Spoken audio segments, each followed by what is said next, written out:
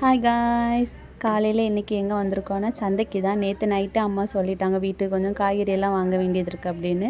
சரி ஓகே அப்படின்னு சொல்லிட்டு சந்தைக்கு காலையிலே கிளம்பி வந்துட்டோம். அங்கே ஃபஸ்ட்டு பார்த்தோன்னே கொய்யாக்காய் தான்.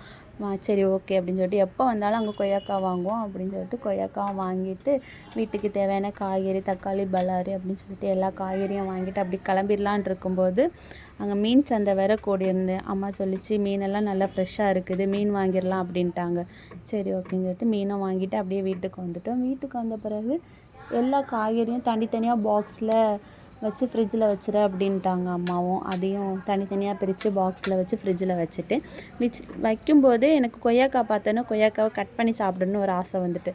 ஆனால் கொஞ்சம் வேலையெல்லாம் முடிச்சுட்டு கொய்யாக்காவை சாப்பிட்லாம் அப்படின்னு சொல்லிக்கிட்டு கொய்யாக்காவை அப்படியே எடுத்து வச்சுட்டு காய்கறியெல்லாம் தனித்தனியாக பிரித்து எடுத்து வச்சுட்டேன். அப்படி வச்சுட்டு இருக்கும்போதே நேற்று அப்பா ஒரு முருங்கைக்காய் வாங்கிட்டு வந்தாங்க. அதுவும் பார்த்த என் ஹைட்டுக்கு இருக்குது. அதை உங்கள்கிட்டலாம் காட்டலான்னு சொல்லி தான் வீடியோவில் காட்டுறேன்.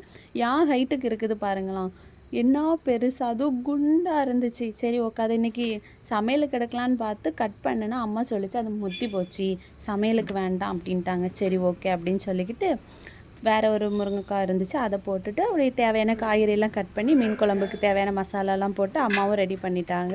அப்புறம் என்னென்னா எங்கள் வீட்டில் எப்போ மீன் குழம்பு வச்சாலுமே அம்மா விறகடுப்பில் தான் வைப்பாங்க. ஏன்னா விறகடுப்பில் வைக்கும்போது நல்ல ஒரு மனம் இருக்கும், மீன் குழம்பு டேஸ்ட்டும் நல்லாயிருக்கும் அப்படின்னு சொல்லிக்கிட்டு விறகடுப்பில் அம்மா எப்போவும் வைப்பாங்க. அதே மாதிரி இன்றைக்கும் விறகடுப்பில் வச்சு சூப்பராக ரெடி பண்ணிட்டாங்க. அப்புறம் அப்படியே கொஞ்ச நேரம் ப்ரௌனிக்கிட்ட கொஞ்சம் பேச்சுவார்த்தை நடத்திட்டு இருந்தேன். ஏன்னா அது கெட்டி போட்டதில் செம்ம டென்ஷனில் இருந்து என்கிட்ட வேற கோவப்பட்டுட்டே இருந்துச்சு.